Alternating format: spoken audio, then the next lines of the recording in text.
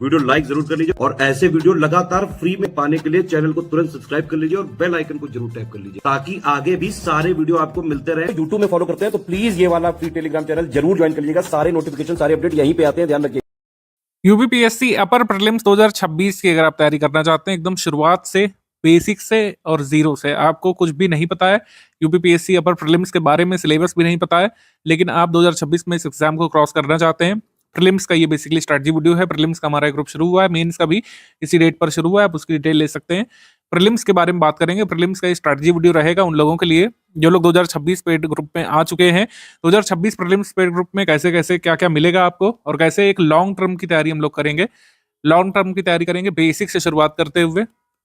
सबसे पहले बेसिक, फिर हम लोग जो है मिडिल फेज पे आएंगे और फिर एडवांस लेवल की प्री की तैयारी करके कैसे कट ऑफ निकाला जा सकता है उसके बारे में बात करेंगे। बेसिक लेवल, इंटरमीडिएट लेवल और प्रो लेवल की कैसे तैयारी करके आप कट ऑफ निकालना सुनिश्चित कर सकते हैं तो 2026 के एग्जाम में, इसके बारे में बेसिकली हम यहाँ पर बात करने वाले हैं। 16 दिसंबर से लेटेस्ट पेड बैच शुरू हुआ है। इसमें ज्वाइन करके आप पूरी तैयारी एक ही जगह पर कर सकते हैं।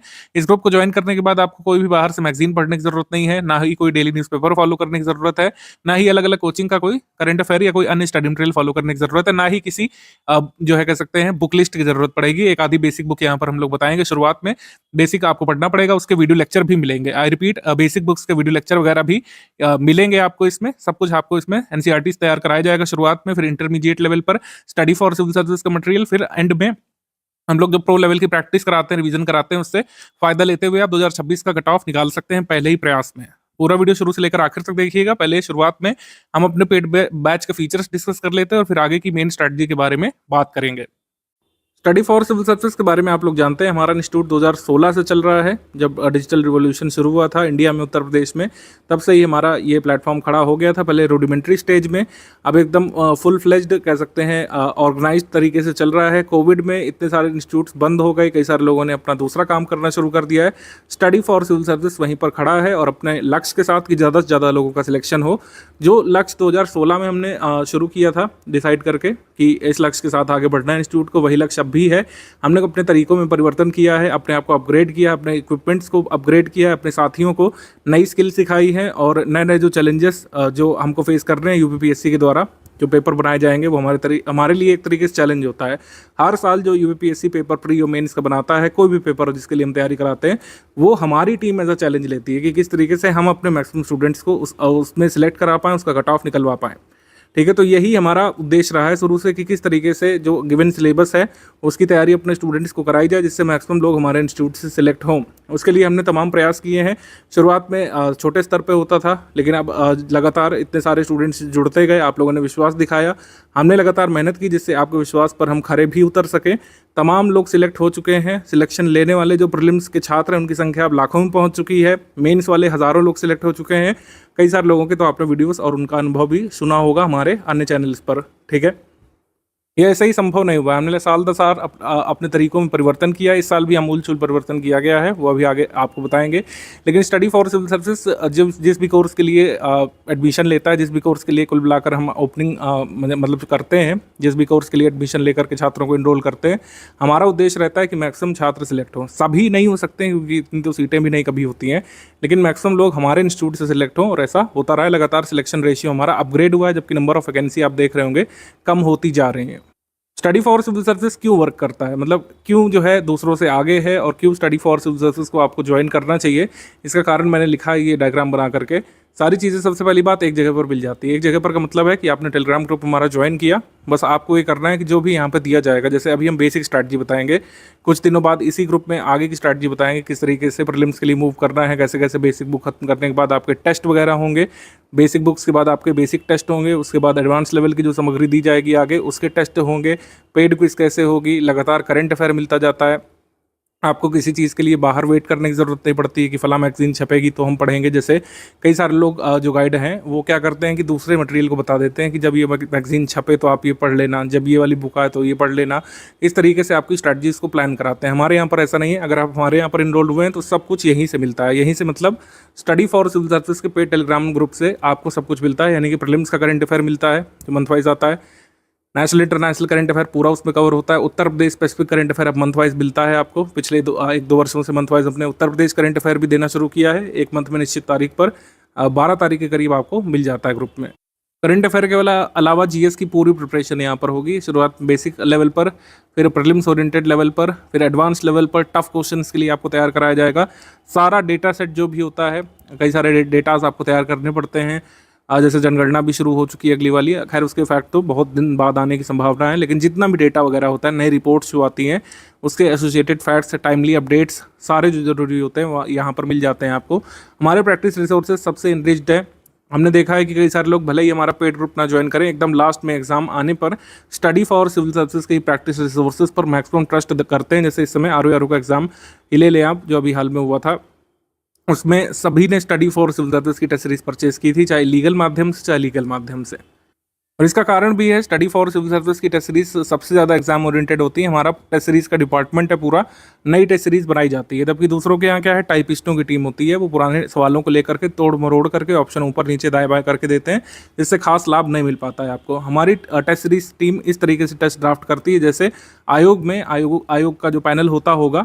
अब ये प्रक्रिया तो ट्रांसपेरेंट है नहीं जो हम बता पाएँ, लेकिन आयोग जिस तरीके से अपना काम करता होगा, हमारे हिसाब से जो एग्जामिनर्स का पैनल होगा वो अपने अपने क्वेश्चन ड्राफ्ट करते होंगे, वैसे ही हमारा टेस्ट सीरीज डिपार्टमेंट नए क्वेश्चन ड्राफ्ट करता है हमेशा ही, ठीक है, जिससे मैक्सिमम बेनिफिट आपको मिलता है। सबसे जो ज़रूरी टॉपिक्स होते हैं उसकी प्रैक्टिस हम इतनी बार करा देते हैं कि उससे जो क्वेश्चन पूछे जाते हैं प्रीलिम्स में आप कर ले जाते हैं और आपका कट ऑफ निकल जाता है।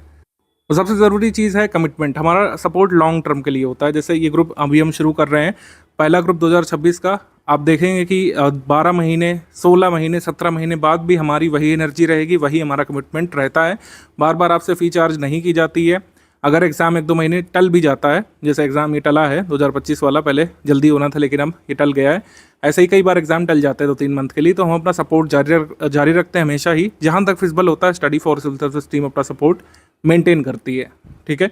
अब आरओ का एग्ज़ाम जैसे कैंसिल हुआ था, तो बहुत लॉन्ग टर्म के लिए टल गया था, तो उसमें हमने जो है कुछ नए चेंजेस किए थे, मतलब डिस्काउंट पर लोगों को एनरोल किया था। लेकिन यूपीपीएससी में आज तक भी ऐसा नहीं हुआ है कि एग्ज़ाम टला हो। इवन कोविड में आप देखेंगे एग्ज़ाम 5-6 महीने के लिए आगे बढ़ गया था, लेकिन हमारा सपोर्ट बिना किसी फीस के जारी रहा था, और हमने कोविड वाले के बाद के एग्ज़ाम की पूरी तैयारी कराई थी, प्रीलिम्स में और मेंस में भी। तो हमारा सपोर्ट लॉन्ग टर्म तक रहता है। जो हमारा कमिटमेंट फीस लेने के दिन है, वही हमारा 16 महीने बाद, 17 महीने बाद भी रहता है। हमारे टीचर्स आपको डाउट क्लियरेंस ग्रुप में उसी तरीके से एंटरटेन करते हैं जैसे डे 1 में, वैसे डे नंबर 1000, मतलब डे नंबर कह सकते हैं 180वें में, या फिर डे नंबर जो है कह सकते हैं 400वें में। जब 12-14 महीने बीत जाएंगे तब भी हमारा वैसा ही सपोर्ट और वैसे की वैसे एनर्जी बनी रहती है।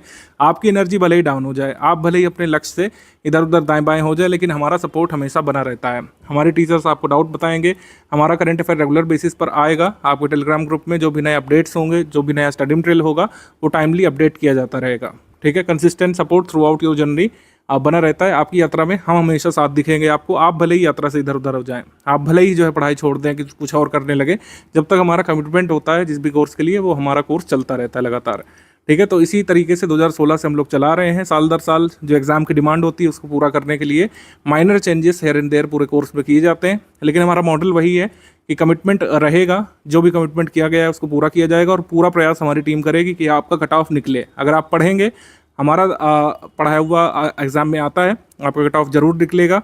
हम लगातार प्रयास करेंगे, आप लगातार पढ़ते जाइए, तो कट ऑफ ज़रूर निकलेगा।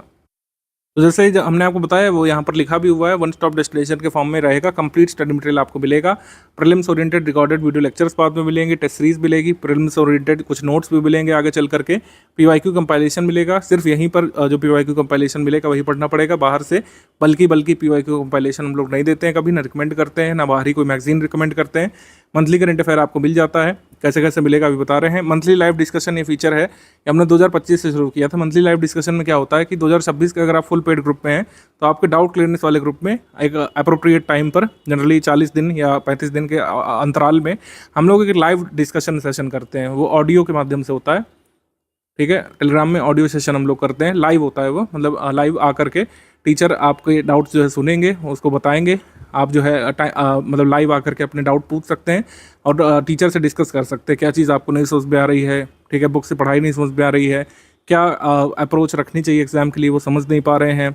आप कोई ऐसा डाउट पूछना चाहते हैं जो लाइव आकर के ही पूछा जा सकता है तो आप पूछ सकते हैं, ठीक है। यूपीपीएससी स्पेसिफिक, सिलेबस स्पेसिफिक और बेसिकली प्रीलिम्स ओरिएंटेड चर्चा यहाँ पर होती है। यूपीपीएससी स्पेसिफिक ये 35-40 दिवस में एक बार होता है, जब भी होना होता है हमारे टीचर आपको नोटिफाई कर देंगे और आप जो है अपने टेलीग्राम ग्रुप में इसको ज्वाइन कर सकते हैं और अपने डाउट जो है डिस्कस कर सकते हैं। इसमें पार्ट लेना कंपलसरी नहीं है, यानी कि ये कोर्स का कोई ऐसा भाग नहीं जो आपसे छूट गया या फिर आप नहीं ज्वाइन कर पाए तो आपका कोई नुकसान होगा, ऐसा नहीं है। जो लोग ज्वाइन करना चाहते हैं, जिनके डाउट है, वो यहाँ पे पूछ सकते हैं। अदरवाइज जो डाउट क्लियरेंस वाला ग्रुप है जिसमें आप अपने कोर्स स्पेसिफिक डाउट पूछेंगे, वो तो टाइमली चलता ही रहता है। डेली जो है 15-16 घंटे वो चलता है। आप सुबह से लेकर रात तक अपने डाउट पूछ सकते हैं। अगर लेट नाइट डाउट पूछते हैं तब भी हमारी टीम रिप्लाई करती है कई बार। अगर 2 बजे के बाद डाउट पूछेंगे रात में तो नेक्स्ट मॉर्निंग आपको ग्रुप शुरू होते ही डाउट का रिड्रेसल मिल जाता है, आपका जवाब टाइमली मिल जाता है। इस पीडीएफ को अच्छे से देख लीजिएगा कुल मिला करके। इस पीडीएफ को डाल भी देंगे आपके टेलीग्राम ग्रुप में, पिन कर देंगे। इसमें टाइम प्लान लगा हुआ है, किस तरीके से बेसिक तैयारी करनी है, किस दिन कौन सा चैप्टर कितने घंटे पढ़ना है। इस बार ये व्यवस्था भी हमने कर दी है। पहले हम लोग ये नहीं करते थे, चैप्टर वाइज नहीं बताते थे, बुक वाइज बताते थे, लेकिन इस बार चैप्टर वाइज डेली कितने चैप्टर, कितने घंटे, कितने चैप्टर, पूरा यहाँ पर टाइम प्लान हमने बनाया है, जिससे बेसिक प्रिपरेशन आप शुरू में करें। एकदम जो ABCD से शुरुआत करना चाहते हैं उनको काफ़ी बेनिफिट इसमें मिलने वाला है कि डेली बेसिस पर 45 से 60 दिवस का जो प्लान है 2 महीने का, ठीक है। अगर आप में कैलिबर है तो 1.5 महीने में भी इसको कर सकते हैं, 45 दिवस में। अगर थोड़ा टाइम लेना चाहते हैं 60 दिवस में इसको कंप्लीट कर सकते हैं। फिर आपके इसी स्टडी मटेरियल पर, इसी पढ़े हुए बेसिक पर आपके टेस्ट होंगे, जिससे आप अपनी प्रिपरेशन चेक करेंगे। स्टेज वाइज चलते जाना है। शुरू का जो पहला 2 महीना होगा वो बेसिक पढ़ाई के लिए है। फिर आगे आपके टेस्ट होते रहेंगे करीब 1 महीने तक, बेसिक के 1-1.5 महीने तक टेस्ट होंगे, इवैल्यूएशन आप करिए, उसके बाद आगे की स्ट्रैटेजी बताई जाएगी। अभी बेसिक का ही हम बताएंगे। ओवरऑल आपको आइडिया हमने दे दिया है कि पहले जैसे बेसिक होगा, फिर प्रीलिम्स ओरिएंटेड मटेरियल होगा, फिर PYQ कंपाइलेशन मिलेगा और रिकॉर्डेड वीडियो लेक्चर मिलेंगे, उसको देखना है आपको, उससे तैयार करना है। प्रैक्टिस शुरू हो जाएगी। प्रैक्टिस अभी तुरंत नहीं शुरू कर रहे हैं क्योंकि अभी काफ़ी टाइम है हमारे पास। प्रैक्टिस जो है पेड क्विज के माध्यम से शुरू होगी, पेड क्विज से, और टेस्ट सीरीज़ वगैरह मिलेंगी। ये बेसिक टेस्ट सीरीज़ के अलावा बेसिक टेस्ट सीरीज़ अलग है, और जो advance prelims oriented test series है जिससे कई बार क्वेश्चन आ जाते हैं डायरेक्टली एग्जाम में, वो टेस्ट सीरीज़ अलग है। तो काफ़ी सारे टेस्ट यहाँ पर करवाएंगे आपको, आप अपनी प्रिपरेशन जो है अच्छे से एवेलुएट कर सकेंगे टेस्ट सीरीज़ लगाने के बाद। टेस्ट सीरीज़ 2 चरण में होगी। पहला बेसिक जो फेज़ है, बेसिक पढ़ने के बाद जो आपको टेस्ट देना है वो अलग है, बेसिक टेस्ट है, और फिर जो है एडवांस लेवल के प्रीलिम्स ओरिएंटेड टेस्ट हैं, प्रीलिम्स वाले। और पेड क्विज शुरू हो जाएगी, उसमें रेगुलर बेसिस पर पूरे सिलेबस के मोस्ट इंपॉर्टेंट फैक्ट्स और क्वेश्चंस रिवाइज कराए जाते हैं, उसको आप अटेम्प्ट करते रहते हैं, वो अलग है। जो लोग भी पेमेंट वगैरह कर चुके हैं, आपको दिख रहा होगा कि करीब आपको 3 ग्रुप में जोड़ा गया है। 3 मेजर ग्रुप हैं। सबसे पहला स्टडी मटेरियल वाला ग्रुप है, जिसमें सारा स्टडी मटेरियल अभी तक का जो आपको स्टडी करना है, बेसिक जैसे दिया गया है, बेसिक बुक्स वगैरह अभी यही दिया गया होगा, और कुछ चीज़ें बेसिक बुक्स वगैरह दिख रही होगी आपको इसमें, और टाइम प्लान वगैरह दिख रहा होगा। ये पेड स्टडी मटेरियल वाला ग्रुप है, ठीक है। डाउट क्लियरेंस वाला ग्रुप है जिसमें आपको जोड़ा गया होगा, उसमें आप डाउट पूछ सकते हैं टीचर से डायरेक्टली, अपने लिख करके पूछ सकते हैं इसमें। और इसी डाउट क्लियरेंस वाले ग्रुप में लाइव सेशन भी होगा एक निश्चित अंतराल पर। जो लोग ग्रुप में अभी ज्वाइन करे हुए हैं, जैसे ग्रुप शुरू हुआ है मान लीजिए फला तारीख को, और आप 10 से 15 दिवस बाद भी ज्वाइन करते हैं, तो सबसे पहला जो काम करना है, अपने ग्रुप के पिंड मैसेज में स्ट्रैटेजी वीडियो देखना है, और पेड ग्रुप में स्टडी मटेरियल कैसे देखने वाला वीडियो देखना है। इससे आप सब कुछ समझ पाएंगे। अब जिसके लिए आप लोग कई मतलब कह सकते हैं मिनट से स्ट्रैटेजी वीडियो में रुके हुए हैं, वेट कर रहे हैं, वो ये है कि शुरुआत कैसे करें। हम ग्रुप में सर आ गए, कैसे पढ़ाई शुरुआत कर दें। तो ये 45 दिवस का जो बेसिक टाइम प्लान है वो ये है। इसमें हम ये वाले सब्जेक्ट कवर करने वाले हैं। इकोनॉमी के लिए बाद बताया जाएगा, ठीक है, अर्थव्यवस्था के लिए, क्योंकि इसमें 2 तरीके से प्रिपरेशन होती है, एक होती है स्टैटिक की और एक होती है करंट ओरिएंटेड की।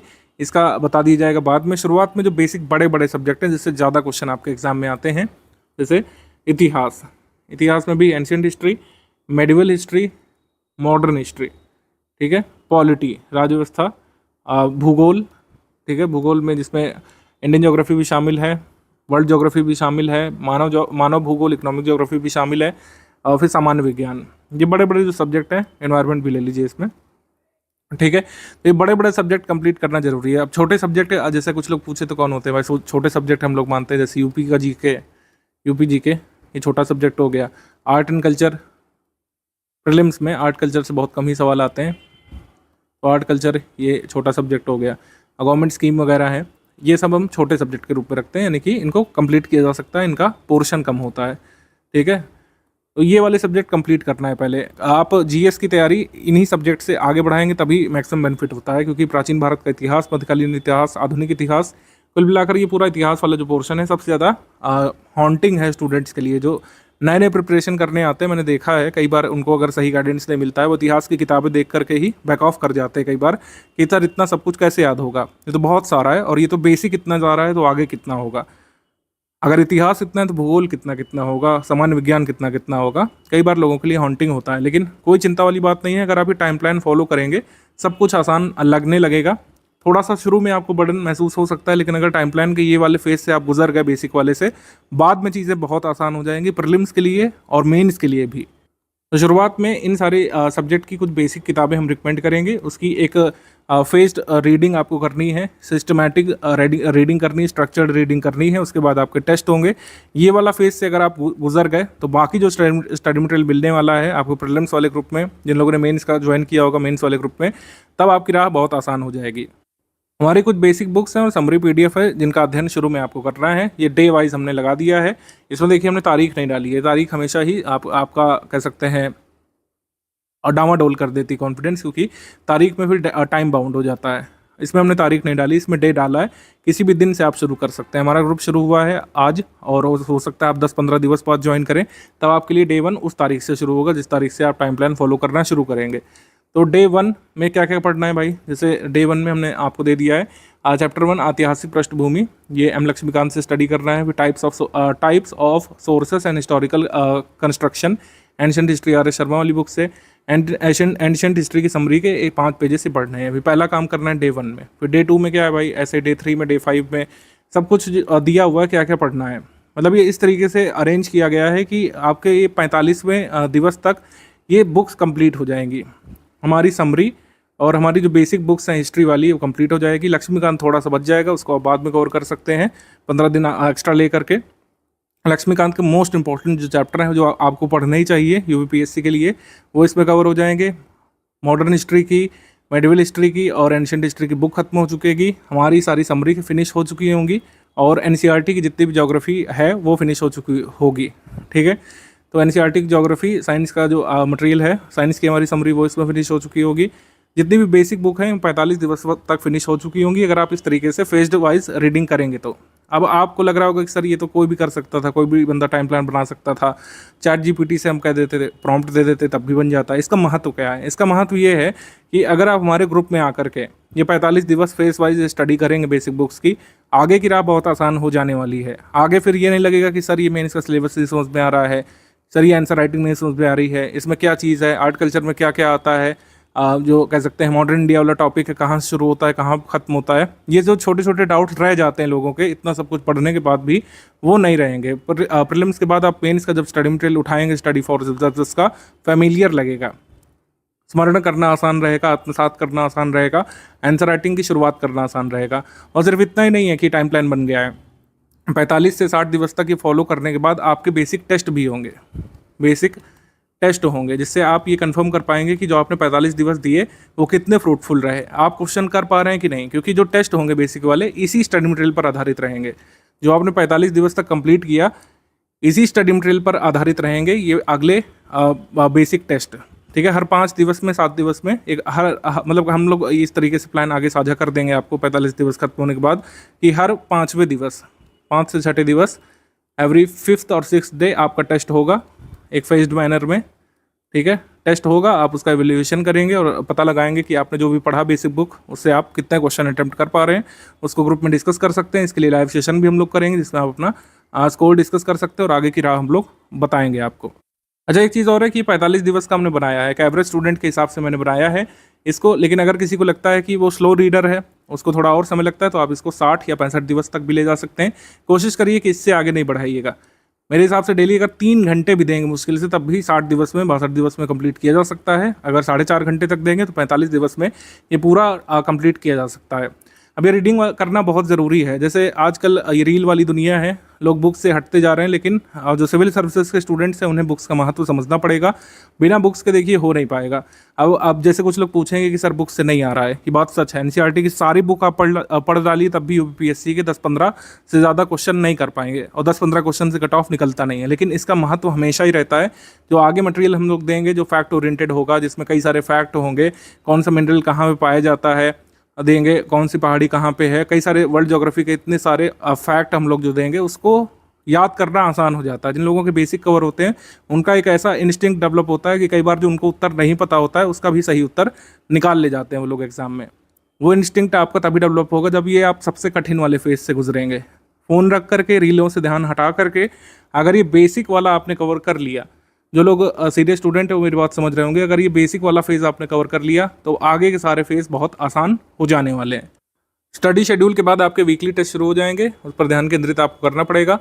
स्टडी शेड्यूल खत्म होने के तुरंत बाद आप टेस्ट देंगे तो फिर से मतलब रिवीजन करने की ज़रूरत नहीं पड़ेगी। टेस्ट देते देते आपको समझ में आ जाएगा कि कितना आप लोग पढ़ पाएँ और कितना यहाँ पे दोबारा रिवाइज करने की ज़रूरत होगी। लक्ष्मीकांत की पूरी बुक में से क्वेश्चंस रहेंगे, मोस्ट इंपॉर्टेंट टॉपिक शेड्यूल में शामिल कर दिए हैं। धीरे धीरे लक्ष्मीकांत को पूरा खत्म करने की कोशिश कर रहे हैं आपको 45 दिवस के बाद तक। कई सारे लोगों के मन में अभी भी डाउट रह रहा होगा कि क्यों बेसिक बुक पढ़ें जब इससे पूरा सिलेबस कवर नहीं होता है और एग्जाम में सारा कुछ नहीं आ सकता है। लेकिन बेसिक बुक जरूरी है, क्योंकि जो स्टाइल है बेसिक बुक का, जो पुरानी एनसीईआरटी है उसमें समझाते हुए चीज़ें दी हुई हैं। तो कई बार जो इंट्रोडक्शन है वो बहुत शॉर्ट होना चाहिए। इंट्रोडक्शन भले ही ओवरऑल सिलेबस को कवर ना करे, लेकिन आपके अंदर रीडिंग हैबिट डेवलप करेगा कि आप चीज़ों को लिंक कैसे करते हैं। बहुत छोटे से बच्चों जैसी भाषा में समझाते हुए जब चीज़ें एडवांस लेवल तक बढ़ती हैं आगे, तो उसको समझने में, आत्मसात करने में आसानी रहती है। कौन सी जगह पर विश्व के कौन से हिस्से पर कौन सा मिनरल पाया जाएगा, ये रटने को तो रटा भी जा सकता है, लेकिन अगर आपकी स्किल्स अच्छी हैं, अगर आपने बेसिक कंप्लीट किया है, कई बार आपके सामने ऑप्शन होगा, आपने नहीं पढ़ा होगा कि कौन सी जगह पर कौन सा मिनरल मिलेगा, लेकिन आपके सामने अगर क्वेश्चन होगा तो आप उसमें सही अंदाज़ा लगा लेंगे, क्योंकि आपने लिंक किया होगा हर चीज़ को। आपने जो कह सकते हैं जलवायु है, जलवायु यानी जो क्लाइमेट है उसको पढ़ा है, वर्ल्ड क्लाइमेट को पढ़ा है। इसके साथ आपने जियोलॉजी पढ़ी है अच्छे से, इसके साथ आपने सॉइल वगैरह पढ़ा है। इन सबको लिंक करके आप कहीं ना कहीं अंदाज़ा लगा लेंगे कि कौन सी जगह पर कौन सा मिनरल मिलेगा। ये ऐसे ही वर्क करता है। ये मैं आपको वैसे नहीं समझा सकता जब तक आप खुद नहीं पढ़ेंगे। अगर आपने पढ़ी हैं हिस्ट्री की सारी बुक्स, कई बार आप कठिन से कठिन क्वेश्चन भी सही कर ले जाएंगे बिना पूरा फैक्ट पता हुए। अब जैसे पूछेंगे कि किस राजा का कौन सा पुत्र था, वो तो नहीं कर पाएंगे, लेकिन कई बार कठिन वाला सवाल जैसे प्रशासनिक व्यवस्था के बारे में पूछा जाता है, या फिर चीज़ों को लिंक करके पूछा जाता है हिस्ट्री में, प्रथाओं के बारे में, सामाजिक प्रथाओं के बारे में, आप उसको आंसर कर ले जाएंगे। अभी भी कुछ क्वेश्चन हैं जो एनसीईआरटी से डायरेक्टली हो सकते हैं, सरप्राइजिंगली आपको शायद ना पता हो। मैंने पूरी एक लिस्ट बनाई थी इस वीडियो को बनाने से पहले, पिछले 4-5 वर्षों के पेपर को देखते हुए, कि कौन कौन से क्वेश्चन डायरेक्टली अभी भी एनसीईआरटी से किए जा सकते हैं। पिछले करीब 4 साल के पेपर को एनालाइज मैंने किया था और इन क्वेश्चंस की लिस्ट बनाई थी जो डायरेक्टली अभी भी एनसीईआरटी बुक्स पढ़ करके किए जा सकते हैं। ठीक है, जैसे ये वाला आप सवाल ले लीजिए, कौन सी हिमालयन पर्वत श्रेणी में स्थित नहीं है। तो अगर आपको सिर्फ ये पता होता कि ऐसे नाम वाले पर्वत ज़्यादातर जो है ये साउथ इंडिया में है, या फिर हम लोग कह सकते हैं सतपुड़ा के नीचे ही मिलेंगे, ऐसे नाम वाले पर्वत सतपुड़ा के नीचे मिलेंगे। हमसे पूछा है हिमालयन पर्वत श्रृंखला श्रेणी में कौन कौन शामिल हैं। तो अगर आपने ये 2 एलिमिनेट कर लिए तो ये 2 आंसर आप कर सकते थे, इसका आंसर डी वाला आप निकाल सकते थे। ऐसे ही कई सारे प्रश्न हैं। ये वाले देखिए, ये तो डायरेक्टली एनसीईआरटी के फैक्ट पे आधारित है। पहला वाला, भारत छठा सबसे बड़ा देश है, कितना एरिया कवर करता है, पूरी तरीके से ट्रॉपिक जोन में आता है कि नहीं आता है। ये वाले क्वेश्चन डायरेक्टली एनसीईआरटी से किए जा सकते थे। ये वाला रक्त में ब्लू बेबी सिंड्रोम किससे होता है, या डायरेक्टली गिवन है। विटामिन वाला जो केमिस्ट्री में जो कह सकते हैं हम पढ़ते हैं, विटामिन वाले में साफ साफ दिया हुआ एनसीईआरटी में कि ह्यूमन बॉडी सारे विटामिन को सिंथेसाइज नहीं कर पाती। हमको कुछ स्पेसिफिक फूड कंज्यूम करने होते हैं अपनी डाइट में, जिससे हमारे गट में यानी हमारी आंतों में जो बैक्टीरिया होते हैं वो विटामिन सिंथेसाइज करते हैं। ठीक है, तो इस कंसेप्चुअल क्वेश्चन को कर सकते थे आप।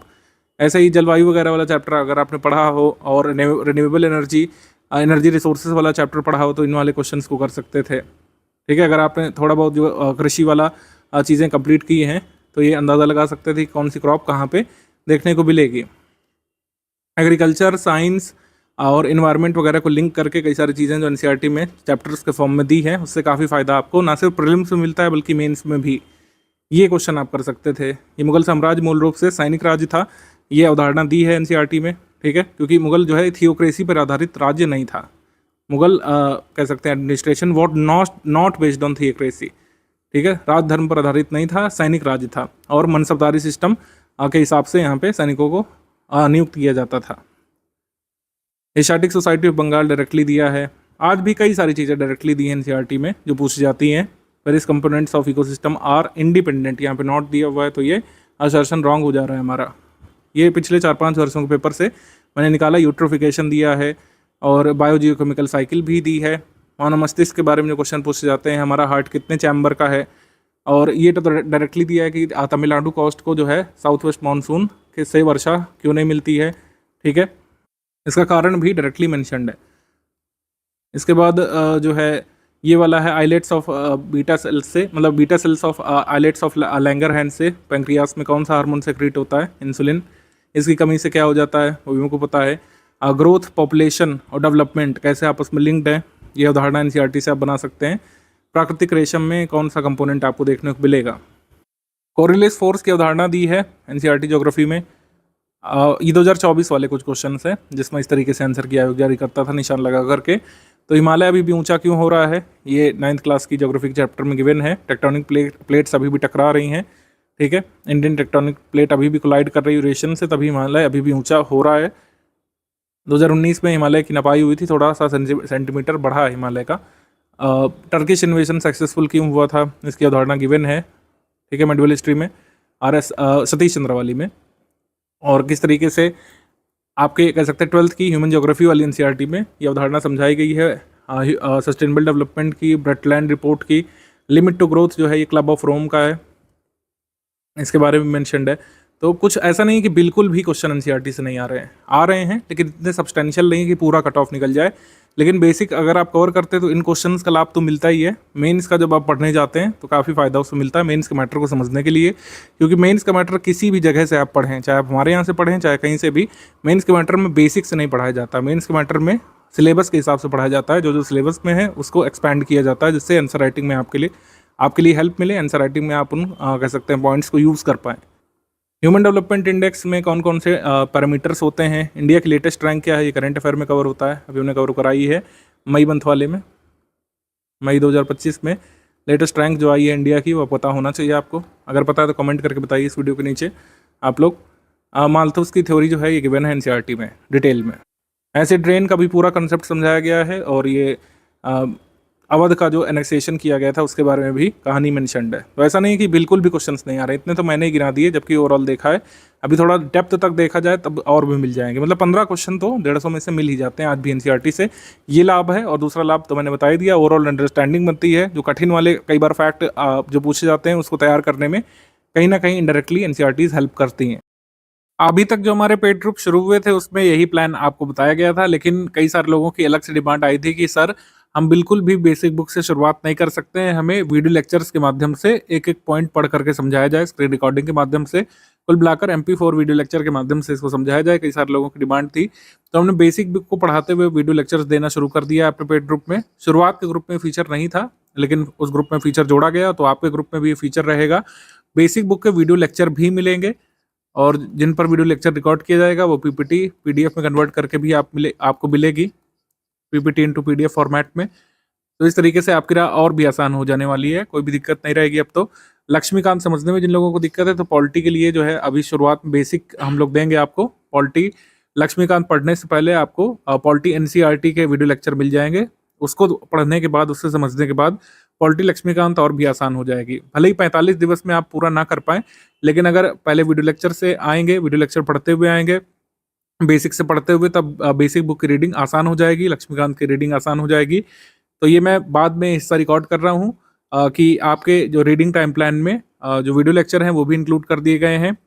सभी बेसिक बुक जो कि हमने आपको रिकमेंड की उसके जो है वीडियो लेक्चर मिलेंगे आपको ग्रुप में। और पॉलिटी हम लोगों ने नहीं शामिल किया था शुरुआत में, पॉलिटी एनसीईआरटी, लेकिन पॉलिटी एनसीईआरटी के भी शुरुआत में आपको वीडियो लेक्चर प्रोवाइड कर दिए जाएंगे। लेटेस्ट अपडेट है आपके कोर्स में, ये पुराने ग्रुप को फीचर दिया गया था, तो आपके ग्रुप में भी शामिल कर लिया गया है, ठीक है। तो बेसिक बुक के टाइम प्लान में रीडिंग तो है ही, लेकिन आपको जो है आपको सपोर्ट के लिए वीडियो लेक्चर भी मिलेंगे। वीडियो लेक्चर का टाइम प्लान आपके ग्रुप में साझा कर दिया जाएगा, किस दिन कौन सी बुक का कौन से सब्जेक्ट का वीडियो लेक्चर मिलेगा वो आपको अलग से ग्रुप में ही बता दिया जाएगा। ठीक है, आगे स्ट्रैटेजी वीडियो आप लोग कंटिन्यू करिए। यूपीपीएससी में कितने टॉपिक से कितने क्वेश्चन बनते हैं, कौन कौन से टॉपिक जरूरी होते हैं, उस टॉपिक से कितने क्वेश्चन आते हैं, इसका आइडिया शुरू से होना चाहिए। इसके लिए हम चार्ट देते हैं आपको स्ट्रैटेजी पीडीएफ में। ये शुरू से ही भान होना चाहिए कौन सब्जेक्ट सबसे ज़रूरी वाले हैं। जैसे हिस्ट्री ऑफ इंडिया, इसमें एंशिएंट, मेडिवल, मॉडर्न तीनों ही शामिल है। Ancient history, medieval history, modern history. मैंने जानबूझ करके इसमें अलग अलग से आपको नहीं बताया क्योंकि तीनों ही बहुत महत्वपूर्ण है।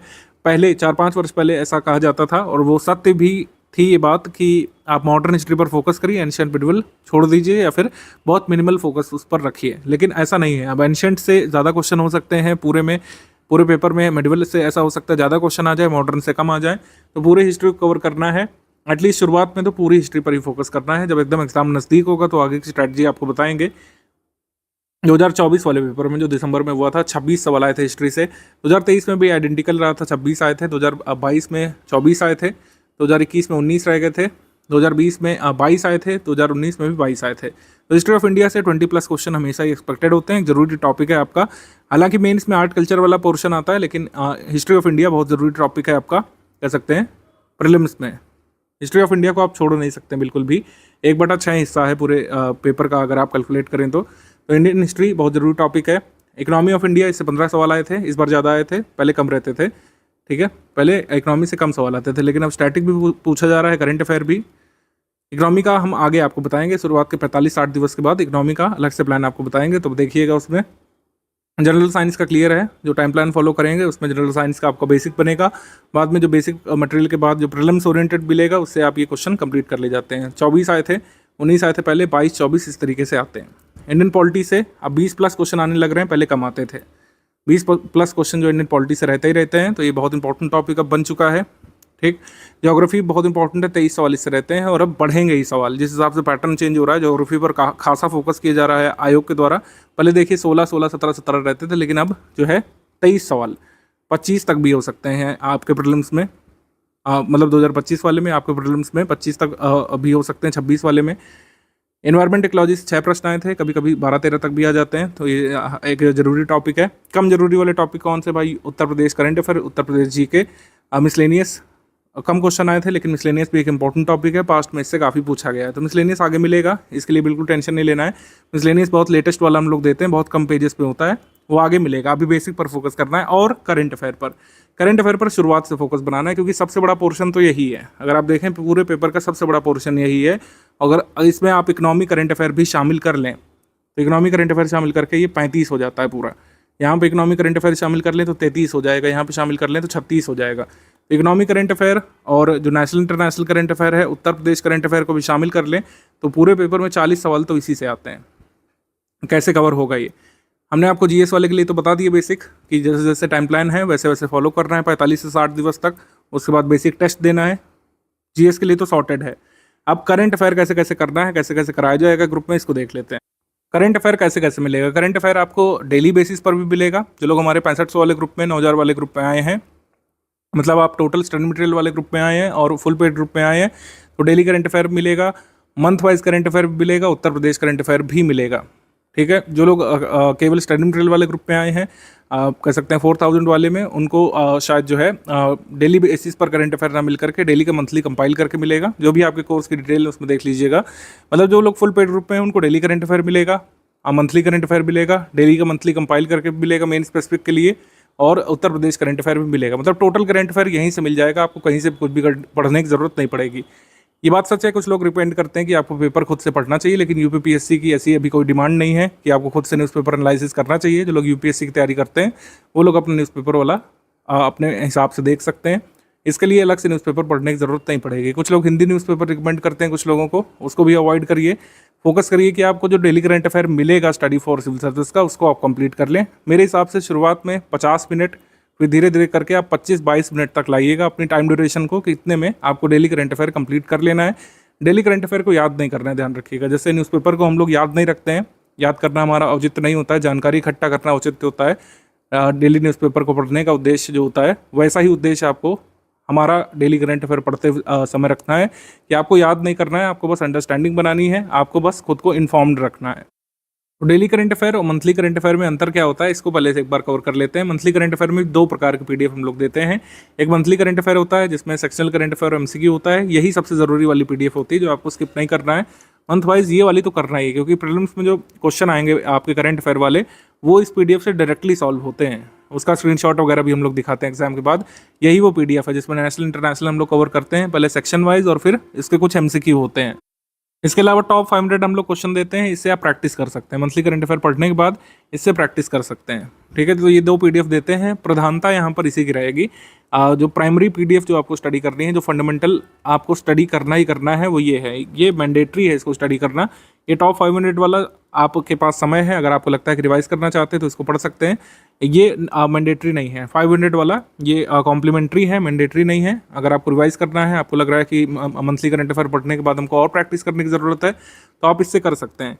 लेकिन जो मैंडेटरी है, जो कंपलसरी है, वो ये वाली है। मंथली करंट अफेयर पढ़ना प्रीलिम्स के लिए कंपलसरी है, ये कंपलसरी पीडीएफ है। डेली करंट अफेयर और मंथली करंट अफेयर में क्या अंतर होता है, इसको एक बार अच्छे से हम लोग डिकोड कर लेते हैं, जिससे आगे परेशानी होगी नहीं। कई सारे लोगों के मन में डाउट रहता है। डेली करंट अफेयर के जो पीडीएफ है 14-16 पेजेस में डेली बेसिस पर आती है। जैसे न्यूज़पेपर आता है आपके पास, न्यूज़पेपर में कई सारे घटनाक्रम होते हैं, खेल घटनाक्रम भी होता है और बॉलीवुड से भी जुड़ा पेज रहता है, जो आपके लिए कभी भी जरूरी होता नहीं है। मतलब बॉलीवुड की एक आधी खबरें, अवार्ड वगैरह शो को छोड़ करके कुछ जरूरी नहीं होता हमारे एग्जाम के लिए। तो डेली करंट अफेयर का उद्देश्य यही है कि आपको गैर ज़रूरी चीज़ों से बचा करके कुछ ऐसी चीज़ दी जाए जो प्रोडक्टिव हो, ओवरऑल आपके प्रिपरेशन में हेल्प करे और डिस्ट्रैक्टिव भी ना हो, ठीक है, मतलब डिस्ट्रैक्ट भी ना करे इधर उधर की न्यूज़ से। तो ये मुख्य परीक्षा के सिलेबस पर केंद्रित करके दी जाती है। जैसे आपने अगर देखा होगा डेली करंट अफेयर का स्ट्रक्चर, उसमें बकायदा लिखा भी रहता है कि GS1 से संबंधित टॉपिक है, GS4 का टॉपिक है, GS2 का टॉपिक है, GS3 का है, इस तरीके से लिखा भी रहता है उसमें। किसी भी घटनाक्रम को, किसी भी न्यूज़ को, या फिर कह सकते हैं किसी भी मेन इवेंट को 360 डिग्री कवर करने का इसमें प्रयास किया जाता है, जिससे आपको ज़्यादा से ज़्यादा मैटर मिले। इसमें चीज़ों को पल्लवित किया जाता है, एक्सपैंड किया जाता है, ठीक है, समझाने की कोशिश की जाती है हर तरीके से। तो मैटर थोड़ा सा ज़्यादा हो सकता है। डेली बेसिस पर आता है 14-16 पेज, और इसमें मुख्य परीक्षा में उत्तर लेखन जब आपको करना होता है, इससे हेल्प मिलती है, क्योंकि डेली बेसिस पर आपके पास कुछ ना कुछ मैटर होता है लिखने के लिए। आपके पास कई सारे पॉइंट्स होते हैं, हर चीज़ का प्रो एंड कॉन्स उसमें डिस्कस किया जाता है। भविष्य के सरोकार करके एक वो हेडिंग होती है जिसमें बताया जाता है आगे क्या हो सकता है और स्टूडेंट को क्या क्या ध्यान रखना चाहिए। इसको आपको लर्न नहीं करना होता है। सबसे ज़रूरी बात यह है कि डेली बेसिस पर इतना करंट अफेयर आएगा, आप कभी भी याद नहीं कर पाएंगे। एक दिन का पूरा नहीं रट पाएंगे, वो तो महीने भर चलता रहेगा। संडे को नहीं आता है डेली करंट अफेयर में, संडे ऑफ रहता है। संडे को जरूरी इवेंट होता है तो उसको मंडे को हम लोग कवर करते हैं। संडे को करंट अफेयर नहीं आता है, ध्यान रखिएगा। तो संडे को हॉलीडे रहता है आपका। मुख्य परीक्षा में इसमें फ़ायदा मिलता है, प्रीलिम्स परीक्षा में भी इसकी महत्ता है लेकिन कम है, ठीक है। तो ये daily current affair mains focus ज़्यादा होता है, इसमें मेंस में ज़्यादा हेल्प मिलती है आपको, प्रीलिम्स में कम हेल्प मिलती है और इसको लर्न नहीं करना होता है। ये मुख्य बिंदु हो गए। मंथली करंट अफेयर डिफर कैसे करता है? मंथली करंट अफेयर का स्ट्रक्चर ही बिल्कुल अलग है। आपने देखा होगा शुरुआत में कुछ टेबल्स बनी रहती है, उसमें कुछ न्यूज़ लिखी है और फिर बाद में कुछ एमसीक्यू है। पूरी तरीके से प्रीलिम्स में जैसे क्वेश्चन आयोग पूछता है उसी फॉर्मेट में हम बनाने का प्रयास करते हैं। इसमें कोशिश की जाती है कि कम से कम शब्दों में पूरे मंथ का हम लोग कवर कर लें। आपने देखा होगा नंबर ऑफ पेजेस कम से कम रखने का प्रयास किया जाता है, फॉन्ट भी छोटे रखे जाते हैं, क्योंकि कहीं ना कहीं आगे जा करके आपको मल्टीपल टाइम्स इसका रिवीजन करना पड़ेगा। करंट अफेयर में प्रत्यक्ष तौर पर फायदा मिलता है। देखिए हमने लिख भी दिया, डायरेक्टली आपको फायदा मिलता है। डायरेक्टली कैसे डायरेक्टली फायदा मिलता है? जैसे एग्जाम में मान लीजिए पूछ लिया कि G20 समिट जो हुई उसमें अध्यक्षता किस राष्ट्र ने की, मल्टीपल स्टेटमेंट वाला सवाल आ गया, उसमें एक स्टेटमेंट में पूछ लिया कि अध्यक्षता किस राष्ट्र ने की, तो उसमें हमारे करंट अफेयर की पीडीएफ पे लिखा रहता है ऑलरेडी कि अध्यक्षता किसने की, उस समिट की थीम क्या थी, यानी मुख्य विषय क्या था, समिट में कोई इंपॉर्टेंट निर्णय लिया गया, G20 में क्या किसी नए सदस्य को जोड़ लिया गया, या फिर कोई इवेंट हुआ जरूरी वाला, और अगर भारत ने उसमें पार्टिसिपेट किया तो भारत की तरफ से गया कौन था, भारत ने क्या कोई नई अनाउंसमेंट की उसके बारे में, कोई नया क्या कह सकते हैं चार्टर वगैरह जारी किया गया, या फिर जो विज़न डॉक्यूमेंट है उसमें कोई नई अनाउंसमेंट की गई है, ये सब चीज़ें। डिक्लेरेशन का नाम क्या है जो कह सकते हैं समिट में अनाउंस की गई, वो ऐसे कई सारे फैक्ट जो मेमोराइज भी करने पड़ सकते हैं डायरेक्टली। जैसे जब G20 की अध्यक्षता भारत को मिली थी तब उसमें उस साल कई सारे फैक्ट थे जो G20 के बारे में आपको मेमोराइज करने पड़े थे। इस बार जो हॉट टॉपिक है पूरे साल भर जो रहा, PM सूर्य घर मुफ्त बिजली योजना, इसके बारे में UPSC ने भी पूछा। PM सूर्य घर मुफ्त बिजली वाला सभी एग्जाम्स में लगभग पूछा। 2025 का जो पेपर होने वाला है मैं एंटिसिपेट कर रहा हूँ कि इससे भी अभी जो है आपको क्वेश्चन देखने को मिलेगा। 2025 के पेपर में प्रीलिम्स में पीएम सूर्य घर से एक क्वेश्चन बहुत ही एंटिसिपेट किया जा रहा है, मुझे लगता है कि कुछ ना कुछ तो जरूर पूछेंगे इसमें। तो हमने क्या किया कि पीएम सूर्य घर का पूरा एक वीडियो बना करके 2025 वाले ग्रुप में डाल दिया। तो मंथली करंट अफेयर में क्या होता है कि कोई भी बहुत ज़रूरी इवेंट होता है तो उसके जितने भी फैक्ट हो सकते हैं ज़रूरी वाले, जैसे नेशनल पार्क 107वां नंबर का आ गया है, तो उसके जितने भी जरूरी फैक्ट हैं उस मंथ के मंथली करंट अफेयर में डाल दिए गए हैं। जिस मंथ नया नेशनल पार्क क्रिएट हुआ, नई वाइल्ड लाइफ सेंचुरी कोई क्रिएट हुई, नई रामसर साइट जो है डिक्लेयर हुई, जैसे इस बार जून में नई रामसर साइट डिक्लेयर हुई है, तो जून मंथ के करंट अफेयर में 2025 में सारी डिटेल उस रामसर साइट के बारे में और जितना भी प्रीलिम्स से पूछा जा सकता है वो उसमें कवर करा दिया जाता है। तो मंथली करंट अफेयर कॉम्प्रिहेंसिव रखने का प्रयास किया जाता है, क्योंकि कहीं ना कहीं इसका आगे जा करके आपको रिवीजन भी करना है, कई सारे तथ्यों को याद भी करना पड़ सकता है। इसी वजह से इसको ब्रीफ रखा जाता है, इसको सक्सिनेट रखा जाता है, इसको ब्रीफ रखा जाता है, सक्सिनेट रखा जाता है, ल्यूसिड रखा जाता है। वहीं ये डेली वाले को हम लोग एक्सपैंड करने का प्रयास करते हैं। इसको कई बार वर्बोस भी लग सकता है आपको कि इसमें तो सर बहुत ज़्यादा एडिंग है, एक्चुअली उसका महत्व है। आपको 360 डिग्री किसी चीज़ के बारे में पता करना होता है तो थोड़ा सा नंबर ऑफ पेजेस बढ़ जाते हैं, लेकिन उसका कहीं ना कहीं महत्व है मेंस के लिए। तो प्रीलिम्स फोकस्ड करंट अफेयर है आपका मंथली वाला करंट अफेयर, जो मंथ वाइज आपको मिलता है। हर मंथ की 4 तारीख को हम लोग देते हैं, हर मंथ की 4 तारीख को। जैसे जून मंथ का आपको कब मिलेगा, जून मंथ को मिलेगा 4 जुलाई की रात में, और जुलाई मंथ का कब मिलेगा, 4 अगस्त की रात में।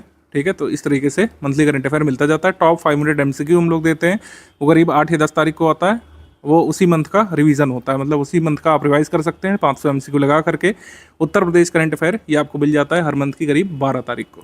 ठीक है, तो ये ध्यान रखिएगा, इस तरीके से करंट अफेयर मिलता रहेगा, इसी तरीके से आपको पढ़ते हुए चलना है। कोशिश करिए कि डेली का जो करंट अफेयर है वो डेली बेसिस पर निपटाएं। आप ये शेड्यूल नहीं बनाइएगा गलती से भी कि 7 दिन का एक साथ रिवाइज करेंगे, तब उसमें मज़ा नहीं आएगा, उसमें बेनिफिट कम मिलेगा। तो आपको क्लियर हो गया होगा कि डेली करंट अफेयर का क्या बेनिफिट है, मंथली करंट अफेयर का क्या बेनिफिट है, टॉप 500 MCQ का रेलिवेंस क्या है, और उत्तर प्रदेश करंट अफेयर का क्या रेलिवेंस है। उत्तर प्रदेश करंट अफेयर हर बार ऐसा देखा गया है कि कई बार GS का रेलिवेंस होता है, मतलब उत्तर प्रदेश की GK कई बार ज़्यादा पूछी जाती है, किसी साल करंट अफेयर ज़्यादा पूछा जाता है। जैसे इस साल यूपी करंट से कम सवाल आए थे, या फिर बहुत ही कम सवाल आए थे कह सकते हैं। 2025 वाले में ऐसा हो सकता है 4-5 प्रश्न आ जाए, तो एक एग्जाम में 4-5 प्रश्न अगर आप सही निकालना चाहते हैं तो उत्तर प्रदेश करंट अफेयर को लगातार फॉलो करना चाहिए मंथ वाइज। और अगर नहीं भी आता है, मान लीजिए कि आपको नहीं भी आता है सवाल प्रीलिम्स में उत्तर प्रदेश करंट अफेयर से नहीं मिलता है, तो मेंस में जो GS 5 और 6 पेपर है उसके लिए हेल्प करता है। कई सारे फैक्ट आपको इसमें मिल जाते हैं GS पेपर 5 और 6 के लिए, क्योंकि यूपी स्पेशल तो पढ़ना ही डिटेल में GS 5 और 6 में, तो उससे अभी आप अपडेटेड रहते हैं उत्तर प्रदेश करंट अफेयर से। पेड क्विज की जानकारी बाद में दी जाएगी, क्योंकि अभी बेसिक आपको कंप्लीट करना है, तुरंत ही सारी चीज़ें नहीं शुरुआत करेंगे, अदरवाइज आप लोग पैनिक मोड पे चले जाते हैं। और ये बात सही भी है कि पहले पढ़ाई फिर प्रैक्टिस, यही सही तरीका है। अभी आप जो है पढ़ाई करिए, आप डेली जो है आपको 4.5 घंटे करीब निकालने पड़ सकते हैं। सब कुछ अगर धीरे धीरे स्लोली भी अगर करेंगे तो, और अगर आप प्रो हैं तो 3 घंटे में भी हो जाएगा। अगर आप बीच बीच में ब्रेक लेते हैं, हफ्ते में ब्रेक हो जाते हैं आपके, तब भी 5 घंटे में ये टारगेट कंप्लीट किया जा सकता है। उसके बाद जो है बेसिक टेस्ट आपके होंगे, फिर इवैल्यूएशन होगा, और आगे की जानकारी हम आपको देंगे कैसे कैसे क्या क्या करना है। करंट अफेयर जैसे कुछ लोग पूछेंगे किस मंथ से किस मंथ तक का करना है, तो देखिए अभी क्लैरिटी नहीं है। जिस मंथ से आपको ग्रुप में दिया जा चुका है उस मंथ से आप लोग करना शुरू कर लीजिए मंथली वाला, उसके पहले का भी करने की ज़रूरत नहीं पड़ेगी। ठीक है, अभी काफ़ी टाइम है हमारे पास, और करंट अफेयर आइडली 1 वर्ष का तैयार किया जाता है। एग्जाम डेट से 1 साल या 13 महीने पहले तक का करंट अफेयर तैयार करना सफिशिएंट होता है। इसमें आपके 95 से 99% का सवाल कवर हो जाते हैं हमेशा ही।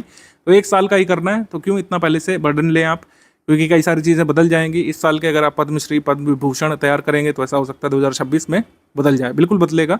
नए अवॉर्डीज आ जाएंगे, नए अवार्ड आ जाते हैं, नए इंडेक्स आ जाते हैं, तो कई सारी चीज़ें बदल जाती हैं। तो जिस मंथ से दिया जा चुका है उस मंथ से शुरू कर लीजिए आप लोग, उत्तर प्रदेश का भी मंथली और नेशनल इंटरनेशनल का भी मंथली, जिस मंथ से दिया जा चुका है उस मंथ से आप लोग शुरू कर लीजिए। अल्टीमेट गोल देखिए ये है, जो प्रीलिम्स ग्रुप में आए हैं उनका अल्टीमेट गोल अपनी PDF में नाम देखना है। अपनी PDF मतलब जो रिजल्ट की PDF आएगी प्रीलिम्स के बाद, उसमें अपना नाम आपको पाना है। अल्टीमेट गोल यही है, इसी वजह से इतना पैसा, इतना धन खर्च करके, इतना जो है आपको मेहनत भी करनी है आगे काफ़ी दिन तक, तो उसका परिणाम आपको हासिल करना ही है। परिणाम क्या हासिल करना है भाई? कट ऑफ क्या है भाई? कट ऑफ 2018 से यहाँ पे दिया हुआ है, क्योंकि 2018 के बाद से ही पैटर्न बदला है।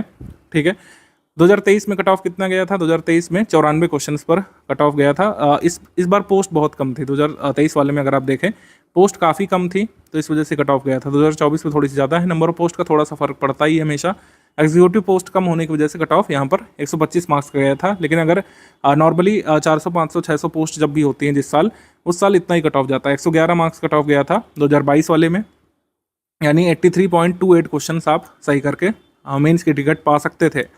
2021 में 115 कट ऑफ गया था 86.25 क्वेश्चन, और 2020 में कट ऑफ गया था 82.5 क्वेश्चन। 2019 में 87.75 क्वेश्चन और 117 कट ऑफ गया था यहाँ पे, ठीक है। 2018 में काफ़ी इजी पेपर आया था, नंबर ऑफ पोस्ट भी काफ़ी ज़्यादा थी, 126 मार्क्स कट ऑफ गया था, ठीक। ये कट ऑफ रहा है, और इससे आप क्या कह सकते हैं, डिराइव कर सकते हैं। इससे डिराइव करेंगे आप कि 82 से 95 सवाल सही करने मात्र से कट ऑफ क्लियर हो जाएगा। लेकिन कैच क्या है, निगेटिव मार्किंग है यहाँ पे। निगेटिव मार्किंग 1/3 की है। निगेटिव मार्किंग का इफेक्ट हटाने के बाद 82 से 95 सवाल अगर आप सही करते हैं तो आपका कट ऑफ निकल जाएगा। पढ़ाई करते समय टारगेट हमेशा ट्रिपल डिजिट के लिए करना है कि कम से कम 100 जो क्वेश्चंस हैं आप सही निकालें। 150 में से 100 सही क्वेश्चंस निकालने के लिए लगे रहना एग्जाम के दिन तक। बाकी एग्जाम के दिन तो डिसाइड होगा कि आप कितना तक पहुंच पा रहे हैं और क्या आइडियली कट ऑफ उस साल होना चाहिए। नेगेटिव मार्किंग का इफेक्ट हटा करके 100 क्वेश्चन यानी कि ट्रिपल डिजिट तक पहुंचना आपका उद्देश्य होगा, लेकिन धीरे धीरे पहुंचेंगे। अभी से कट ऑफ के बारे में टेंशन लेना या फिर मार्क्स वगैरह कैलकुलेट करना समझदारी नहीं है। अभी तो आप बेसिक पर हैं, जितना बेसिक मजबूत करेंगे आगे की राह उतनी आसान होती जाएगी, ये ध्यान रखिए। टॉपिक वाइज वेटेज से हमको पता चलता है कि फर्स्ट प्रायोरिटी करंट अफेयर की भी होनी चाहिए, क्योंकि करंट अफेयर में जैसे हमने आपको बताया 40 तक सवाल आ सकते हैं। उत्तर प्रदेश करंट अफेयर को मिला करके, इकोनॉमी करंट अफेयर को मिला करके। हिस्ट्री फिर सेकंड प्रायोरिटी यहाँ पे होनी चाहिए, क्योंकि हिस्ट्री ऐसा टॉपिक है जिसमें अगर आप ज़्यादा क्वेश्चन से निकालते हैं तो दूसरों से आगे निकल जाते हैं, ठीक है। जनरल साइंस थर्ड प्रायोरिटी है, फिर इंडियन पॉलिटी है, फिर जो है ज्योग्राफी है, ठीक है। ज्योग्राफी काफ़ी बड़ा टॉपिक भी है, जिसका बेसिक नहीं कवर होता तो उनको 2 सब्जेक्ट में काफ़ी दिक्कत होती है, एक हिस्ट्री ऑफ इंडिया और एक ज्योग्राफी। तो इसी वजह से इन दोनों पर काफ़ी फोकस किया गया है कि इनकी बेसिक बुक आप जरूर कंप्लीट करें टाइमली, जिससे आगे की राह आसान रहे। ये हमारा ग्रुप जो है टेलीग्राम पर चलने वाला है, कोई स्पेसिफिक वेबसाइट या पोर्टल नहीं है। टेलीग्राम पर ही ऑपरेट करने का निर्णय स्टडी फॉर सिविल सर्विस ने हमेशा से लिया था, क्योंकि सबसे स्टेबल ऐप है अभी तक का, ठीक है। व्हाट्सएप इतना स्टेबल नहीं जितना टेलीग्राम है, कोई भी मैसेजिंग ऐप उतना स्टेबल नहीं जितना कि टेलीग्राम है। उतने फीचर्स भी प्रोवाइड नहीं कराता है free of cost. Telegram free of cost version में भी काफ़ी सारे फीचर्स अवेलेबल हैं और उसका लाभ लीजिए आप लोग, जैसे लाइव सेशन का और जो PDF साइज़ का 2 GB तक का आप डेटा डाउनलोड कर सकते हैं एक फाइल में। तो काफ़ी स्टेबल ऐप है, इसमें ज़्यादा क्रैशेस इसमें नहीं होते हैं। लेकिन अब यूज़र बढ़ते जा रहे हैं तो कई बार ऐप में दिक्कतें आती हैं। उस दिक्कतों का सामना कैसे करना है और परेशान नहीं होना है, इसके बारे में भी लिख दिया है। कई बार आपका ग्रुप लोड नहीं होता है तो आप लोग जो है हमारी टीम को फ़ोन करने लगते हैं। इसको करने के बजाय ये कुछ स्टेप्स आप पहले कर लिया करिए, ट्रबल शूट कर लिया करिए। पहले इंटरनेट कनेक्शन अपना चेक करिए, एरोप्लेन मोड में डाल करके फिर जो है डेटा ऑन करिए। कई बार इससे सही हो जाता है, कई बार डिवाइस को रिस्टार्ट करने से सही हो जाता है, कई बार जो कैश मेमोरी है उसको हटाना पड़ता है, कई बार स्टोरेज बहुत ज़्यादा भर जाता है आपका टेलीग्राम में तो स्लो चलने लगता है या फिर लोड होने में देर लगाता है। तो क्या करना है, टेलीग्राम सेटिंग पे जाना है, डेटा एंड स्टोरेज सेटिंग पे जाना है, ठीक है। स्टोरेज डेटा पर जाना है, उसमें कैश मेमोरी पूरी क्लीन कर लेना है। ऐसे होगा क्या कि जो भी आप स्टोर किए होंगे अपने मोबाइल में वो हट जाएगा, आपको दोबारा डाउनलोड करने का ऑप्शन आएगा, लेकिन दोबारा डाउनलोड करने के बाद कोई दिक्कत नहीं होती है। कई बार टेलीग्राम को अनइंस्टॉल भी करना पड़ सकता है, क्योंकि कई बार बग आ जाता है उसमें। बग कैसे हटेगा, जब आप पूरा उसको हटा देंगे ऐप को और फिर उसको इंस्टॉल करेंगे। कई सारे लोग पूछते हैं कि सर क्या अनइंस्टॉल करने से पूरा हमारा डेटा चला जाएगा? ऐसा नहीं होता है। आप अनइंस्टॉल करके फिर से इंस्टॉल करिए, जिस नंबर से आपने रजिस्टर किया है हमारे टेलीग्राम ग्रुप में, उसी से फिर लॉगिन कर लीजिए, सारा डेटा वापस आ जाता है। कोशिश करें कि टेलीग्राम को प्ले स्टोर से या फिर अपने एप्पल के ऐप स्टोर से, आईपैड के ऐप स्टोर से लेटेस्ट वर्जन में अपडेट रखें, जिससे आगे कोई दिक्कत ना हो। CSAT के लिए अभी स्टडी मटेरियल हमने नहीं दिया है। CSAT का कंप्लीट स्टडी मटेरियल और टॉपिक वाइज जो प्रीवियस ईयर पेपर हैं वो अभी हम बाद में देंगे। GS के लिए भी प्रीवियस ईयर पेपर हम कुछ दिन बाद आपको साझा करेंगे, सब कुछ कंपाइल करके। अभी जो है आपको बेसिक पर फोकस करना है। बेसिक पर फोकस करने के बाद आपको बेसिक टेस्ट देने हैं। बेसिक टेस्ट के बाद exam oriented test, prelims oriented test भी होंगे आगे, उसका डिटेल आपको मिलेगा बाद में। प्रीवियस ईयर क्वेश्चन का जो कंपाइलेशन है वो स्टडी फॉर सिविल सर्विस आपको ग्रुप में देगा, और वो कब से पढ़ना है हम बता देंगे, उस हिसाब से आप लोग चालू करिएगा। और जो मार्केट में जो PYQ कंपाइलेशन मिल रही है उनसे कतई दूर रहना है आपको, खासकर अपने एग्जाम की इनिशियल प्रिपरेशन में कतई उससे दूर रहिएगा। अगर आप ग्रेजुएट हुए हैं और आपको कोई ये फलाने किताबें सजेस्ट कर रहा है कि PYQ कंपाइलेशन आप ले आइए मोटे मोटे, और उससे पढ़ डालिए, गलती करेंगे आप लोग निश्चित तौर पर। कभी भी आपके बेसिक मजबूत होंगे नहीं और मेंस में खासी दिक्कत आने वाली है। ये मोटे मोटे PYQ कंपाइलेशन 2016 में या फिर 2014 या उससे पहले रेलिवेंट होते थे, जब मेंस का पेपर भी ऑब्जेक्टिव होता था। अब इसका महत्व नहीं रह गया है। पीवाईक्यू किस तरीके से पढ़ना चाहिए और कौन कौन से मिथक या मिथ एसोसिएटेड हैं पीवाईक्यू से, उसको क्लियर कर लेते हैं यहाँ पे शॉर्ट में। मैं यहाँ पर किसी को डिफेम करने के लिए या फिर किसी की स्ट्रैटेजी को कह सकते हैं नीचा दिखाने के लिए नहीं आया हूँ, या फिर हमें ये नहीं कहना है कि हमारी स्ट्रैटेजी सर्वश्रेष्ठ है, लेकिन लॉजिक के साथ यहाँ पर समझते हैं कि पीवाईक्यू कंपाइलेशन क्यों नहीं पढ़ना चाहिए। पीवाईक्यू हमें सिलेबस को समझने में हेल्प करता है, ये सही बात है, और पीवाईक्यू हमेशा ही देखना चाहिए। जैसे हमने आपको कुछ पीवाईक्यू दिखाए थे कि कैसे एनसीईआरटी हेल्प करती है सॉल्व करने में हमारे पेपर को, पीवाईक्यू के माध्यम से मैं आपको समझा पाया। पीवाईक्यू कई बार हेल्प करते हैं सिलेबस को समझने में, क्योंकि सिलेबस जो है यूपीपीएससी का आधे पेज में लिख करके आयोग देता है, उससे कई बार चीज़ें नहीं अंडरस्टैंड कर पाते हैं आप लोग। ये बात सच है कि पीवाईक्यू से हमें काफ़ी कुछ अंदाज़ा पड़ जाता है कि क्या पूछा जाएगा, कौन कौन से टॉपिक्स जरूरी हैं। जैसे पॉवर्टी वाला टॉपिक जरूरी है, हमको पीवाईक्यू से अंदाज़ा लग जाता है। पीवाईक्यू से हमें ये पता चलता है कि किस विषय में किस हद तक प्रश्न बन सकते हैं, किस विषय से कितने प्रश्न बन रहे हैं, किस हद तक कितनी डेप्थ तक प्रश्न बन रहे हैं, कि अगर आयोग जो है हिमालय से पूछेगा तो क्या क्या तक पूछ सकता है, हिमालय के कितने अंदर आयोग पूछ सकता है, ठीक है, डेक्कन प्लेट्यू जो है उसमें कितने तथ्य पूछ सकता है, या फिर हिस्ट्री ऑफ इंडिया है, मुगल प्रशासन से क्या क्या किस हद तक पूछ सकता है, कितनी गहराई तक सवाल बन सकते हैं, ये हमको भान हो जाता है, और पीवाईक्यू से बढ़िया कोई समझा नहीं सकता है। सबसे जो मिथ है एसोसिएटेड कि 10 साल के पीवाईक्यू कंप्लीट कर लो, सिलेबस कंप्लीट, इससे बड़ा मिथ कोई नहीं है, इससे तो बिल्कुल दूर रहना है आपको, अदरवाइज आपकी प्रिपरेशन बहुत लंबी चलने वाली है। बिना कोई जो है कह सकते हैं परिणाम लाए बहुत लंबे समय तक प्रिपरेशन कर सकते हैं आप, अगर आप इस मिथ को फॉलो करेंगे कि पीवाईक्यू कंप्लीट कर लो पिछले 10-20 साल के। पीवाईक्यू से ये सब लाभ मिलते हैं, लेकिन पीवाईक्यू से आप कंप्लीट नहीं कर पाएंगे सिलेबस। पीवाईक्यू के सोल्यूशन और एक्सप्लेनेशन वाली जो बुक्स आती हैं उसको कंप्लीट करने से सिलेबस कंप्लीट होता है, ऐसा नहीं होता है कभी, और कभी हुआ नहीं है। पीवाईक्यू से मिलते जुलते सवाल आ जाते हैं, ये लाई ऑफ द सेंचुरी है। पीवाईक्यू से इंस्पायर्ड सवाल होते हैं लेकिन बहुत कम होते हैं, और पीवाईक्यू से आजकल जो सवाल बन भी रहे हैं वो काफ़ी टफ लेवल के बन रहे हैं, मतलब 5-6 पीवाईक्यू को मिला करके सवाल बन रहा है, जिससे कुछ लाभ ज़्यादा नहीं होता है। पीवाईक्यू बहुत सारे रिपीट होते हैं ऐसा नहीं है, ठीक है, बेसिक कॉन्सेप्ट रिपीट होते हैं, पीवाईक्यू नहीं रिपीट होते हैं ज़्यादा, ये ध्यान रखिएगा। यूपीपीएससी 2026 के ग्रुप में जो लोग आए हैं तो इसका मतलब है काफ़ी आप एंथुसियास्टिक हैं एग्जाम को क्लियर करने को लेकर के, कि आपने इतना लॉन्ग टर्म बैच ज्वाइन किया है। लेकिन ज़रूरी है कि कंसिस्टेंसी आपकी बनी रहे, पहले दिवस तक जो उत्साह रहता है वो डे नंबर 300 तक या डे नंबर 600 तक भी बना रहे तो अच्छा रहता है, तभी आपको लाभ मिलता है। कंसिस्टेंसी बहुत ज़रूरी है, निरंतरता बहुत ज़्यादा ज़रूरी है एग्ज़ाम क्लियर करने के लिए, यूपीपीएससी जैसे एग्ज़ाम को क्लियर करने के लिए जिसका सिलेबस काफ़ी बड़ा है। आपको पेशेंस भी बनाए रखना पड़ेगा। कई बार लोगों की आस छूट जाती है कि अरे सर बहुत टाइम लग रहा है, ऐसा कैसे होगा, कई सारे सवाल गलत होंगे, पढ़ने के बाद भी टेस्ट सीरीज में सवाल गलत निकलेंगे। आपको पेशेंस बनाए रखना है, हार्डवर्क करते रहना है, कंसिस्टेंसी बनाए रखनी है, और बिलीफ अपने ऊपर रखना है, फोकस करते हुए कि हम जो पढ़ रहे हैं सही दिशा में काम कर रहे हैं, चीज़ें सुधरेंगी धीरे धीरे।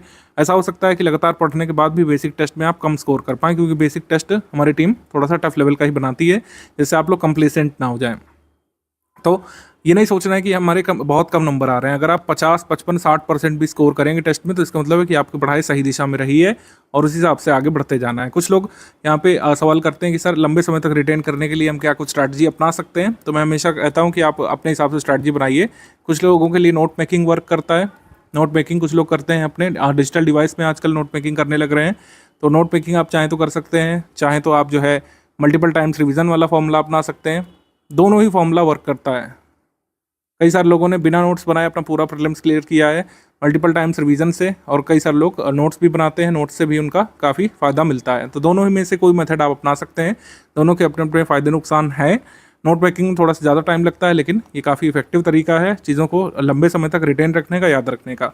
नोट मेकिंग में बस कोशिश करिए कि नोट्स आपके जो है रिलेवेंट रहें, शॉर्ट रहें। नोट्स अगर शॉर्ट नहीं कर पा रहे हैं आप, यानी कि हमारा जो मंथली करंट अफेयर का PDF है, अगर आप उसका नोट 30 पेज में बना रहे हैं तो कोई फ़ायदा नहीं। उससे अच्छा तो आप मल्टीपल टाइम्स रिवाइज ही कर लें। शॉर्ट नोट्स रखने की कोशिश करिए कि अगर आप 6 पेज में हमारे मंथली करंट अफेयर को नोट कर पा रहे हैं तो उसको नोट किया करिए। आप शॉर्ट रखिए, रिलेवेंट रखिए, और ऐसा रखिए कि आप उसको रिवाइज भी कर पाएँ। तो नोट्स जो है शॉर्ट और रिलेवेंट होने चाहिए, तभी आपको मैक्सिमम बेनिफिट मिलेगा। जैसे हिस्ट्री एक बहुत इन्फॉर्मेशन डेंस टॉपिक होता है, इसमें आपको सक्सेनेट नोट्स बनाने का प्रयास करना चाहिए। आप जरूरी नहीं कि यही चार्ट फॉलो करें जो मैं आपको दिखा रहा हूँ, आप अपने हिसाब से कोई भी मेथड अपना सकते हैं। कुछ लोग डायग्राम बनाते हैं, कुछ लोग जो है ग्राफ बनाते हैं, कुछ लोग कॉज इफेक्ट डायग्राम बनाते हैं, कुछ लोग सनरे डायग्राम इस्तेमाल करते हैं। किसी भी तरीके का आपको मेथड हो, आपके लिए वर्क करना चाहिए। जैसे हिस्ट्री में कोशिश करिए कि इस तरीके के डायग्राम बनाया करिए जिसमें ये क्लियर रहे कि पहले कौन सा इवेंट हुआ, बाद में कौन सा इवेंट हुआ। इसमें याद करने में आसानी रहती है। जो इन्फॉर्मेशन जो रिटेन रखनी एग्जाम के लिए, उसको आप ब्लॉक में लिख सकते हैं या अलग से हाईलाइट करके रख सकते हैं। डेट्स वगैरह जरूर लिखिए हिस्ट्री में बीच बीच में, जिससे क्लियर रहे कि क्या क्रोनोलॉजी चल रही है। जैसे आंग्ल मैसूर युद्ध का ये नोट्स बनाया गया है, एनसीईआरटी और बेसिक बुक से बनाया गया है, मतलब एनसीईआरटी बेसिक बुक और स्टैंडर्ड बुक से मैंने बनाया है और मेजर सोर्सेज की हेल्प ली है। जरूरी नहीं कि सारी इन्फॉर्मेशन आपके नोट्स में आ जाए, जितना आपका कह सकते हैं सोर्स मटेरियल है। जैसे एनसीईआरटी से जो भी आप समझें, एनसीईआरटी का आप चैप्टर पढ़िए, हड़प्पन सिविलाइजेशन से जो संबंधित है, आपके बुक में जो जो दिया हुआ है उसमें से आप नोट करिए। भले ही आपको लगे कि कुछ चीज़ें रह रही हैं, वो आगे कवर होंगी, पूरे मटेरियल में टेस्ट सीरीज से कवर होगी, कई सारे तथ्य आपको आगे मिलने वाले हैं, कोई टेंशन वाली बात नहीं है। लेकिन जितना आपको मिल रहा है, आप चाहें तो उसको नोट मेकिंग से आप तैयार करिए, चाहे मल्टीपल टाइम्स उसको रीड करके रिवाइज करके तैयार करिए। जो भी आप सिस्टम अपनाएं, यहाँ पे थोड़ा सा प्रोडक्टिव रहना चाहिए। कोशिश तो हमेशा करनी चाहिए कि कोई भी आप सामग्री पढ़ रहे हो, जैसे मैथ्स में नियम होता है कि खाली हाथ नहीं पढ़ा जाता है, पेन पेपर लेकर के पढ़ा जाता है, पेन नोटबुक लेकर के, वैसे ही जीएस में भी आदत बनाइए करंट अफेयर में कि कुछ कुछ चीज़ें आप जरूर नोट करते जाएं। ठीक है, इससे एक अच्छी हैबिट बनती है लिखने की, और ये आंसर राइटिंग में भी हेल्प करेगी आगे चल करके। अब जैसे कोई कंसेप्ट बताया जा रहा है, दिल्ली सल्तनत का एडमिनिस्ट्रेशन आप स्टडी कर रहे हैं सतीश चंद्रा में, उसमें आप नोट कर सकते हैं कि दिल्ली सल्तनत का शासन प्रशासन कैसे चलता था, क्या हायरार्की होती थी, सल्तनत को कितने भागों में डिवाइड करते थे। पहले जैसे प्रोविंस होते थे, ठीक है, प्रोविंसेस को इक्ता कहा जाता था, इक्तादार जिसका हेड होता था, और शिक होते थे जो जिलों के समान होते थे, डिस्ट्रिक्ट के समान, शिकदार उसका हेड होता था, परगना ये आमिल इसको हेड करता था। गाँवों का समूह जो है ये 84 कई बार कहा जाता था। गाँव को जो है विलेज कहा जाता था, इसमें खुद मुकद्दम या चौधरी जो है रूल करते थे। मुगल एडमिनिस्ट्रेशन में गाँव के लिए एक विशेष टर्म भी दिया जाता था जिसको देह बोलते थे, देह या फिर डी कहा जाता था। तो ऐसे छोटे छोटे फैक्ट्स जो है आप लिख करके रख सकते हैं। मतलब ऐसी जगह रखिएगा कि आप रिवाइज भी करें, ऐसा नहीं नोट करना है कि वो कहीं खो जाए और कभी आपके काम ना आए। सारी चीज़ें नहीं नोट करिए, लेकिन कुछ कुछ चीज़ें आप नोट करिए। क्या क्या नोट करना है, जैसे कुछ लोग नहीं समझ पाते हैं कि नोट क्या करना है। नोट क्या करें सर, सारे कुछ इंपॉर्टेंट लग रहा है शुरू में, तो आप क्या काम करिए कि अभी आप मल्टीपल टाइम्स रिवीजन पर फोकस करिए। जब टेस्ट दे लेंगे, पीवाईक्यू कंपाइलेशन थोड़ा सा पढ़ेंगे, तो आपको समझ में आएगा कि इस तरीके से क्या चीज़ नोट करना होता है। तो बिल्कुल भी टेंशन वाली बात नहीं है, आप लोग पढ़ाई यहाँ पे शुरू कर लीजिए। आज से आपका ग्रुप शुरू होता है। बेसिक बुक का टाइमलाइन फॉलो करना शुरू करिए। शुरुआत में थोड़ा सा बर्डन सम लग सकता है, कोशिश करें कि हर 7 दिन में एक ब्रेक भी ले सकते हैं आप। 45 दिवस का टाइम प्लान है, ये हार्ड एंड फास्ट रूल नहीं है कि इसको 45 डेज में ही कंप्लीट करना है। अगर आपको लगता है 45 डेज में नहीं हो सकता, मैंने आपको कहा कि आप 60 दिवस तक इसको ले जाइए, 65 दिवस तक आप ले जाइए, 70 दिवस तक वर्स्ट केस में आप ले जाइए, लेकिन इसको कंप्लीट करिए। इसको कंप्लीट करे बिना अगर आप आगे बढ़ना चाहते हैं तो हमेशा ही कई बार खुद को पीछे महसूस करेंगे आगे के फेजेस में। 45 दिवस ये अगर आपने गुजार लिए बेसिक बुक्स के साथ, तो आगे की प्रिपरेशन काफ़ी आसान हो जाने वाली है। डाउट क्लियरेंस वाला ग्रुप हमारा शुरू होता है। कोई भी आपका डाउट है, आप डाउट क्लियरेंस ग्रुप में पूछना शुरू कर सकते हैं।